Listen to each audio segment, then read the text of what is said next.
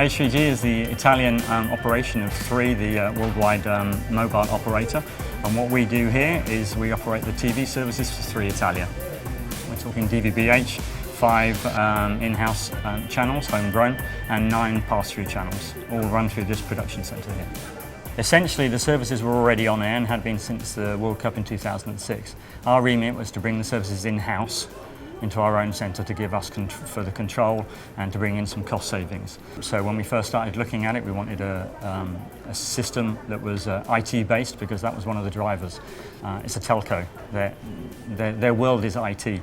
So a traditional broadcast system we knew was never going to work. So one of the initial drivers was to try and find an IT based automation system. When we wrote the RFQ, we didn't specify OmniBus ITX, we simply said we want an IT based solution for this service. And we were happy with the final choice. Coming from a telco background, I mean, our CTO, she asked us to use the same drivers that a telco uses. So, it has to be traditional software-based solutions, IT-based software, IT hardware as a commodity. And so this was the kind of the rationale, the guideline that we used during all the selection. Basically, to apply something that every telco and every other major business does, and that broadcasting was not doing at the time. Actually, we found a market that was very slowly migrating to IT, and where everyone was kind of willing to go the IT way, but no one really wanted to take the risk. And it was both vendor side and broadcaster, so client side. The only major product that we found was ready for that was OmniBus ITX. So we decided that would have to be the backbone of our infrastructure. Basically, it was the only real one software-based playout infrastructure that you could buy, traditional normal hardware that I could buy from HP through my traditional retail channels, and video cards, and then I just put a software layer on top. It's what we do every time with IT, but it's what in a black box approach of broadcaster no one has done before. Well, one of the biggest challenges probably was the fact that we were integrating OmniBus with other systems where it hadn't been integrated before, and that obviously caused us some challenges. At the time, there weren't many operators installing IT-based automation systems, so that obviously offers us some challenges. It's DVB-H, which for most of us was also a fairly new environment, so all in all it was a challenging project. I guess that mainly the biggest challenge was time. And was also to have chosen a complete kind of leading edge infrastructure.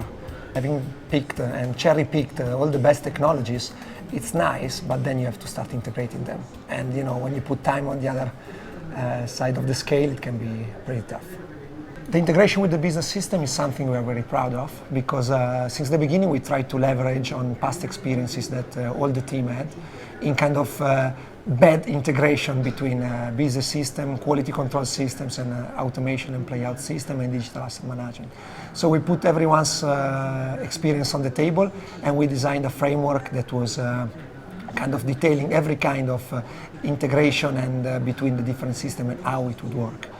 For example, with our traffic system, we have an interface based on web services that updates automatically the database once you ingest the content.